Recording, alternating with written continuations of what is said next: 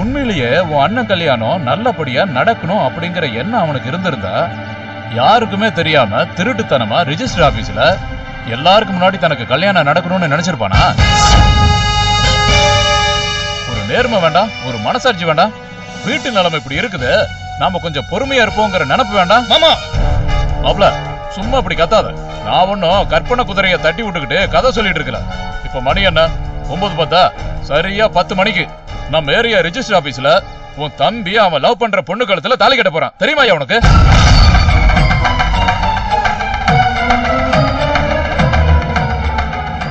என்னப்பா சொல்றீங்க? ஐயப்பனா? என்னால நம்பவே முடியல. மாமா இல்ல மாமா, அப்பா ஏதோ விளையாடுறதுன்னு நினைக்கிறேன். நம்பாத மாமா, நீ டென்ஷன் ஆகாத. மாமா தயவு செஞ்சு விளையாடாதீங்க. நீங்க சொல்றது உண்மையா? மாப்ள இது கோயில், இவ நான் பெத்த பொண்ணு. இவ வாழ்க்கை நல்லா இருக்கணும்னு நினைக்கிறவனா இங்க நின்னு போய் சொல்லுவனா? யோசிச்சு பாரு. எனக்கே முதல்ல இந்த மேட்ரு கொஞ்சம் ஷாக்கிங்கா தான் இருந்தது. ஐயப்ப நல்லவனாச்சே, அப்படியெல்லாம் பண்ண மாட்டான்னு நினைச்சேன். அப்புறம் தான் ஏசி சொன்னாரு, ஊருக்கே தட்சிணை வாங்காத ஐயரா இருந்து கல்யாணம் நடத்தி வச்சுக்கிட்டு இருக்கிறவன் அக்கா தான் எந்த திருட்டு கல்யாணத்தையும் தலைமை தாங்கி நடத்துறான்னு. என்னையா சொல்றீங்க? வீட்டுல இப்பதான் மூத்தவனுக்கு கல்யாணம் நிச்சயமாயிருக்கு, அடுத்து வேற ஒருத்தர் இருக்கிறான். அதுக்குள்ள எப்படியா இவ கடைசி தம்பிக்கு கல்யாணத்தை பண்ணி வைப்பான்னு கேட்டேன். தெரியல, ஏதோ கசமுசா மேட்டர்னு சொன்னாரு. அர்ஜென்ட் கல்யாணத்துக்கு 1000 ரீசன் இருக்குமாப்ல, அதையெல்லாமா வெளியில சொல்லிட்டு இருப்பாங்க? மை காட், ஐயப்பனா இப்படி செஞ்சுட்டான். வீட்டுல யாருக்கும் இத பத்தி தெரியாது மாமா.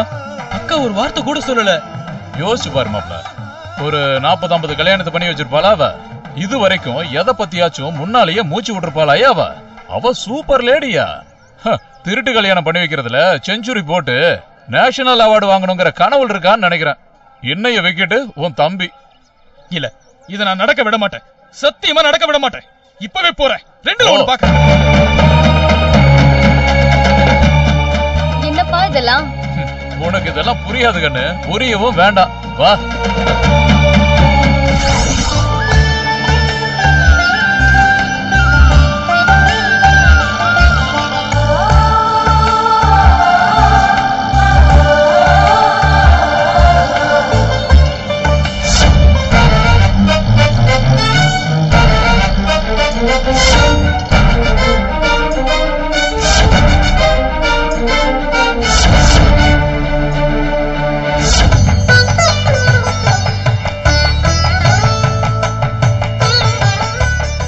சம்மந்திமா, சம்மந்திமா, வாங்க வாங்க வாங்க வாங்க. என்னங்க? என்ன சம்மந்தி எப்படி இருக்கீங்க? நல்லா இருக்கேன். வாங்க வாங்க, நல்லா இருக்கேன். உட்காருங்க. வாங்க உட்காருங்க மாப்ள. ஒரு வார்த்தை சொல்லிருந்தீங்கன்னா நானே வந்திருப்பேங்க. இருக்கட்டும் சம்பந்தி, சந்தோஷம் மிதமிஞ்சி இருக்கும்போது சம்பிரதாயம் எல்லாம் 2ஆம் பட்சம் தானே. அம்மா காயத்ரி, ஒரு தட்டு எடுத்துட்டு வாமா. சரி மாமா. என்ன சம்பந்தி இது? ஒரு போன் கூட பண்ணாம வந்திருக்கீங்க. எனக்கு சந்தோஷத்துல கையும் ஓடல காலும் ஓடல. என்ன சாப்பிடுறீங்க? காஃபி போட்டு கொண்டுட்டுமா? ஐயோ அதெல்லாம் ஒண்ணு வேணாங்க. கல்யாண பத்திரிக்கை அடிச்சு வீட்டுக்கு வந்தது. மொத பத்திரிக்கையை உங்களுக்கு தான் கொடுக்கணும்னு இவர் ரொம்ப அடம் பிடிச்சாரு.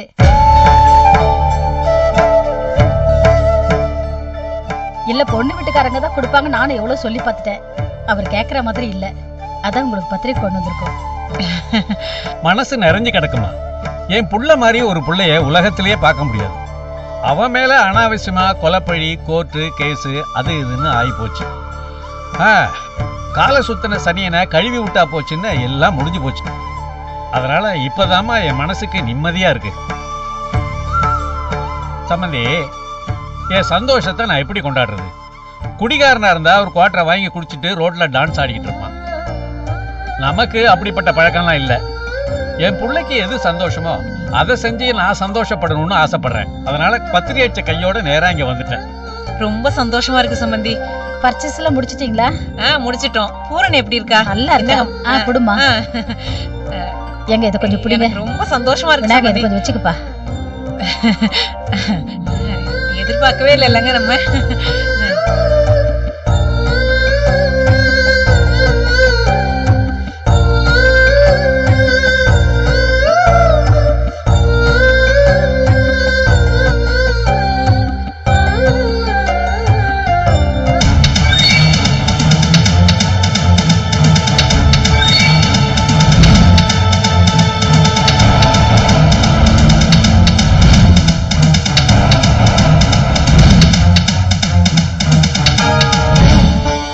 பத்திரிக்கை கொடுப்பா. இந்தாங்கம்மா.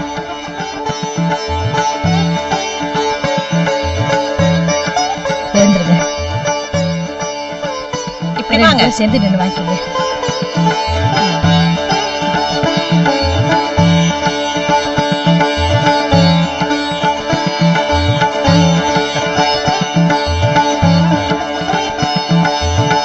உட்காருங்க சம்பந்தி. நீங்க நிக்கிறீங்களே, உட்காருங்க. சூப்பர்க்கா. கொஞ்சம் ஸ்டார்டிங் ட்ரபிள் இருந்தாலும் இந்த வண்டி செம்ம பிக்கப் கொடுக்கும் போல இருக்கு. எப்படி அத்தை? எங்க அப்பா அசத்திட்டாரா? அது சரி, கல்யாணத்துக்கு உங்க சைடுல ரெடி ஆயிட்டீங்களா? என்னமா அப்படி இப்படி கேட்டுட்டீங்க? எப்போ உங்க அப்பா போன் பண்ணாரோ அந்த நிமிஷத்துல இருந்து இப்ப வரைக்கும் தூங்கவே இல்லை தெரியுமா?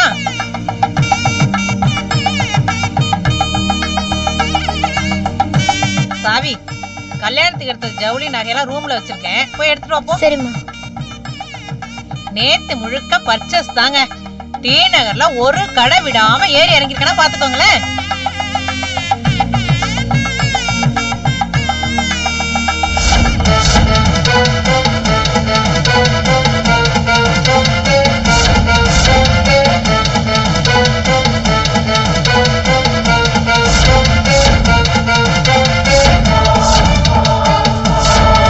சம்பந்தி எப்ப கல்யாணத்துக்கு ஒத்துக்கிட்டாரோ அன்னையில இருந்து சாவித்திரி ஒரே கிண்டல் பண்ணிட்டு இருக்கா அவளை. அப்படிங்களா? ஐயோ, என்னடி மிச்சம்லாம் எங்க? கபோர்ட்ல இருக்க எடுத்துட்டு வரவா? எடுத்துட்டு வா போ. ஐயோ, அதெல்லாம் ஒண்ணு வேணாமா. இத பார்த்தா போதுமா? உங்க பொண்ணுக்கு நீங்க செய்ய போறீங்க. இது நல்லா இருக்கு பாருங்க. இத பாருங்க.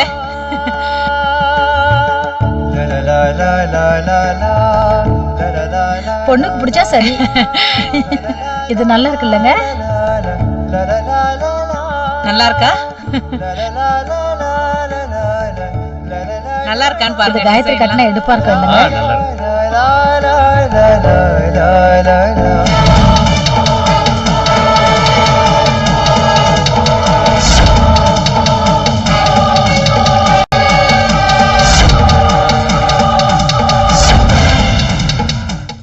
எல்லாமே ரொம்ப அழகா இருக்குங்க.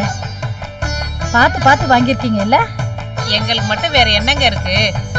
என் பொண்ணு நல்லா இருந்தா அதுவே போதுங்க.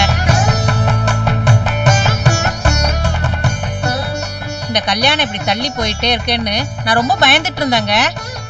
ஆண்டவனா பார்த்து உங்க வாயாலேயே உடனே கல்யாணத்தை வச்சுக்கலான்னு சொல்ல வச்சுட்டாங்க. வேற வழி இல்லம்மா.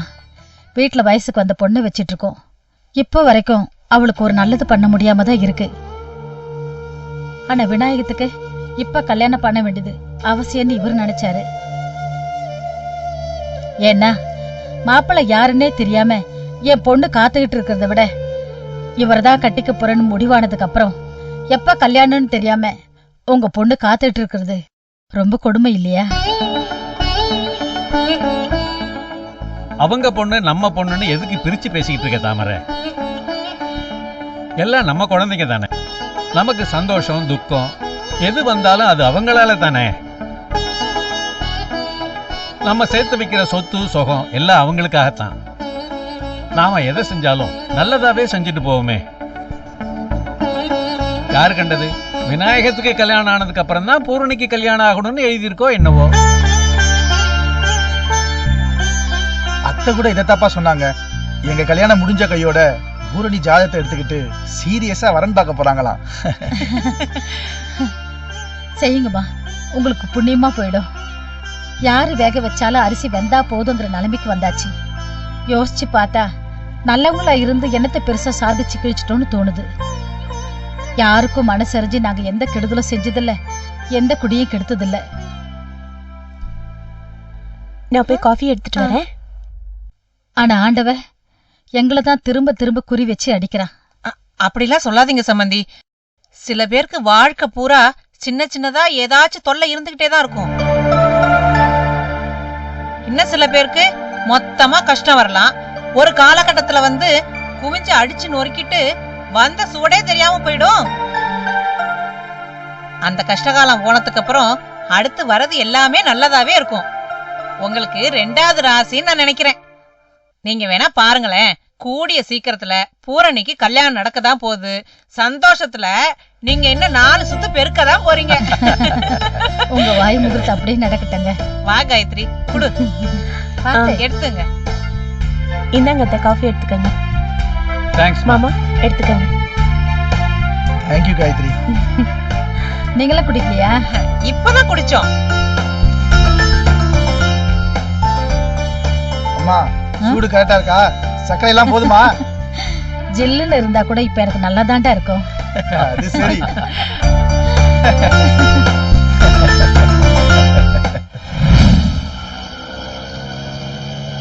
மனசுக்குள்ள எவ்வளவு சந்தோஷமா இருக்கு தெரியுமா? எங்க அப்பாவை கூட என் கல்யாணத்துக்கு கூப்பிட முடியலன்னு வருத்தப்பட்டுட்டு இருந்தேன். புதுசா பிறந்த குழந்தை மாதிரி புதுசா ஒரு அண்ணன் நினைச்சு பார்க்கவே பயங்கர ஹாப்பியா இருக்குண்ணா. வேணா உங்க அப்பாக்கு இப்ப ஃபோன் பண்ணி வர சொல்ல. இல்ல வேணாம் அண்ணா. ஏன்? அவர் இருந்தா நீ இருக்க மாட்டேன்னு சொல்லுவ. நீ இருந்தேனா நீ யாருன்னு நான் அங்கேயே விளக்கம் கொடுத்துட்டு இருக்கணும். அப்பா நல்லவர் தான், ஆனா உன்னை அவர் எப்படி எடுத்துப்பாருன்னு தெரியலையே. வேற எப்படி எடுத்துப்பாரு? செருப்படிதான்.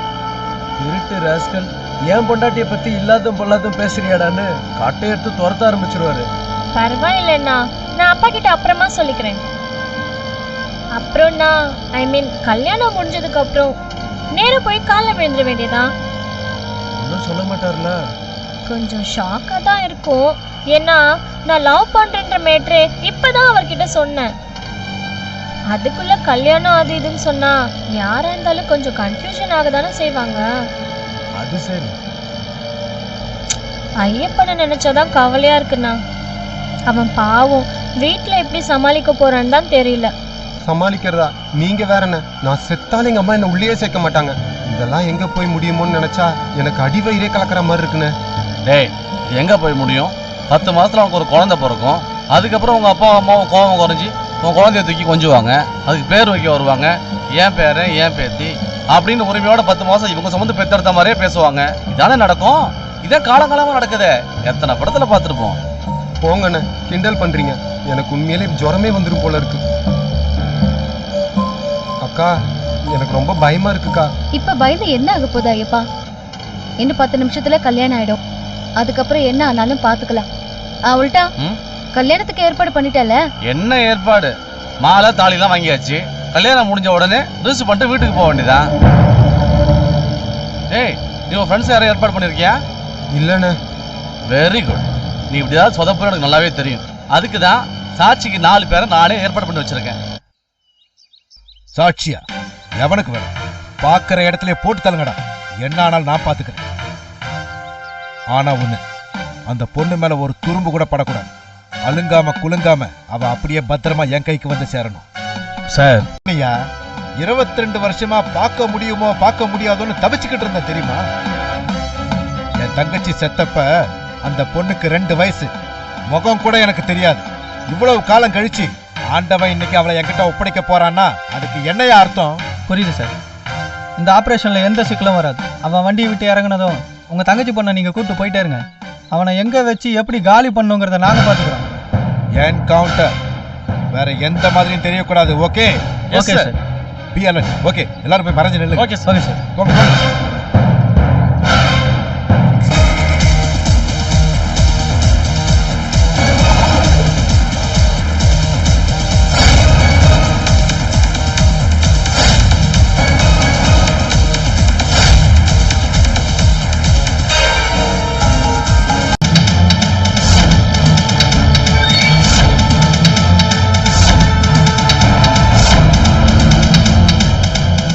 சம்பந்தி, கல்யாணம் முடிஞ்ச மறுநாளே நைட்டு ஒரு ஹோட்டல்ல ஹால் புக் பண்ணி ரிசப்ஷன் வச்சலான் இருக்கேன். உங்களுக்கு ஒன்றும் ஆட்சேபணம் இல்லையே? தாராளமா செய்யுங்க சம்பந்தி. அதுலலாம் நான் தலையிடவே மாட்டேன். வேணா ஏதாவது உதவி வேணும்னா கூட சொல்லுங்க, செய்யறேன். என்ன உங்க அசிஸ்டண்டாவே வச்சுங்க, சங்கோஜப்படாதீங்க. என்ன சம்பந்தி இது? பெரிய வார்த்தையெல்லாம் பேசிட்டு இருக்கீங்க. தப்பே இல்லம்மா. அன்னைக்கு நீங்க எங்க வீட்டுக்கு வந்து ஒரு சத்தம் போட்டுட்டு போனீங்களே, ஞாபகம் இருக்கா? விநாயகன் இப்படி ஒரு பிரச்சனையில மாட்டிக்கிட்டு இருக்கான், அதையே என்கிட்ட சொல்லலன்னு கேட்டீங்கல்ல. இப்ப சொல்றேம்மா. விநாயகன் தப்பு பண்ணிருக்க மாட்டான்னு நாங்க வச்சிருக்கிற நம்பிக்கை அது வேற விஷயம். அடிப்படையில எங்க 2 பேருக்கும் இவன் தான் பிடிமானம். 4 புள்ள பெத்தவங்க தாம்மா. ஆனா எங்க உசுறு எதுல இருக்குன்னு கேட்டீங்கன்னா அது கண்டிப்பா இவன் மேலதாம்மா. உண்மைதாங்க. மூத்ததை மட்டும்தான் நாம தவம் இருந்து பெத்துக்கிறோம். அடுத்ததெல்லாம் தானா பிறக்கிறது. இல்லனா ஆண்டவன் பார்த்து பிச்சையா போடுறது. நம்ம விருப்பம், நம்ம ஆர்வம், நம்ம கவனம் எல்லாத்தையும் மொத்தமா எடுத்துக்கிட்டு பிறக்கிறது மூத்தது மட்டும்தானங்க. கரெக்டா சொன்னீங்க ஆண்டி. எங்க வீட்ல இந்த பார்ஷியாலிட்டி ரொம்பவே ஜாஸ்தி. டிஃபனுக்கு வெங்காய பஜ்ஜி சுட்டா கூட எனக்கு 4 கொடுத்துட்டு அக்காவுக்கு 4+2ன்னு தனியா எடுத்து ஒளிச்சு வச்சிருவாங்க எங்க அம்மா. அராஜத்துக்கு ஒரு அளவே கிடையாது. My god, 4+2 = 6. Gayathri, 6 onion bajji சாப்பிட்டா உடம்பு என்னத்துக்கு ஆறுது? மாப்ள சார், ஒரு தடவை 6 இல்ல மாப்ள சார், ஒவ்வொரு தடவையும் 6. இதுவே எனக்கு 6 இருந்தா அக்காவுக்கு 7, எனக்கு 7னா அக்காவுக்கு 8. ஏய் சும்மா இரு. அப்படிதாம்மா இருக்கும். இது தப்புன்னு நினைச்சா தப்பு, இப்படிதான் இருக்கும்னு நினைச்சிட்டா பெத்தவங்க மனசு தெளிவா புரிஞ்சிடும். மழையா பெஞ்ச கருணைக்கும் குழாயில புடிச்சு வச்சுக்கிட்டு தேவைக்கு பயன்படுத்துற வசதிக்கும் நிறைய வித்தியாசம் இருக்குமா?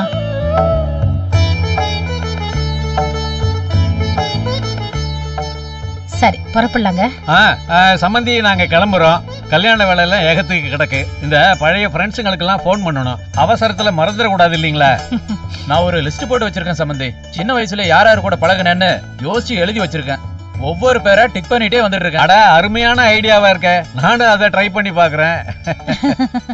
காயத்ரி, நாங்க கிளம்புறோம். சரிம்மா, நாங்க புறப்படுறோம். சம்பந்திமா, நமக்குள்ள முன்ன பின்ன ஏதாவது மனக்கசப்பு இருந்தா அதெல்லாம் மறந்துடுங்க. நீங்க சொன்ன மாதிரி இது நம்ம பிள்ளைங்க வாழ்க்கை. எனக்கு எந்த கசப்பும் இல்லம்மா. சொல்ல போனா இப்பதான் வாழ்க்கையில முத மனசு நிறைஞ்சிருக்கேன். என் விநாயகத்துக்கு ஒரு நல்லது நடக்க போதுங்கிறத விட எனக்கு வேற என்ன வேணும் சொல்லுங்க?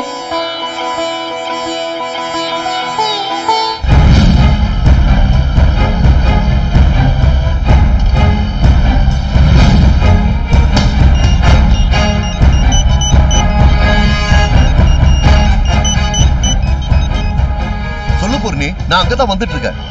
ஓகே, கிளம்பிட்டீங்களான்னு கேக்குறதுக்கு தான் நான் கால் பண்ணேன். நானும் வந்துட்டு இருக்கேன். ஆமா, அந்த பொண்ணு போன் பண்ணிச்சு அப்புறம்? இல்ல குழந்தை, ஐயப்பனுக்கு போன் பண்ணி நேரா ரெஜிஸ்டர் ஆபீஸ்க்கு வந்துடுவேன்னு சொன்னதோட சரி. ஓ, ஒன்னும் பெரிய பிரச்சனை இருக்காதுன்னு நினைக்கிறேன். அவன் கிட்ட இருந்து நைட்டு தப்பிச்சு எங்கேயாவது போய் ஒளிஞ்சிட்டு இருப்பான். காலையில எந்திரிச்சு நேரா இங்க வந்துடலான்னு முடிவு பண்ணிருப்பா குழந்தை. சரி சரி பூர்ணி, நீ போனை வச்சிருமா. இன்னும் 5 நிமிஷத்துல நான் அங்க இருப்பேன். ஓகேவா? சரி குழந்தை.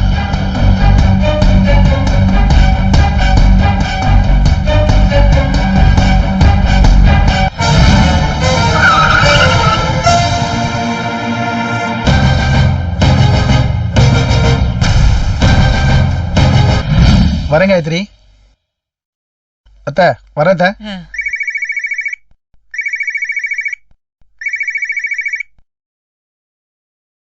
ஹலோ,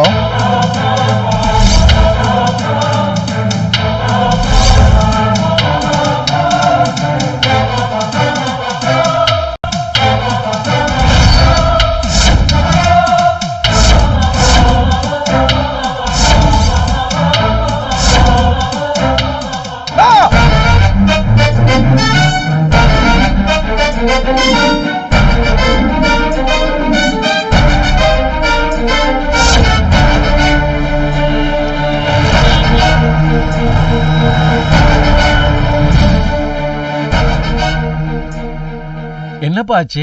அப்பா, நம்ம மோசம் போயிட்டப்பா.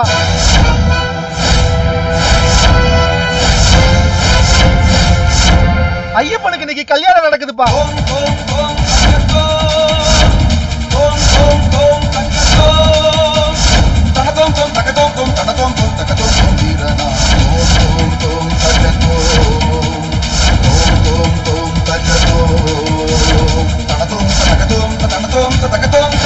திரணா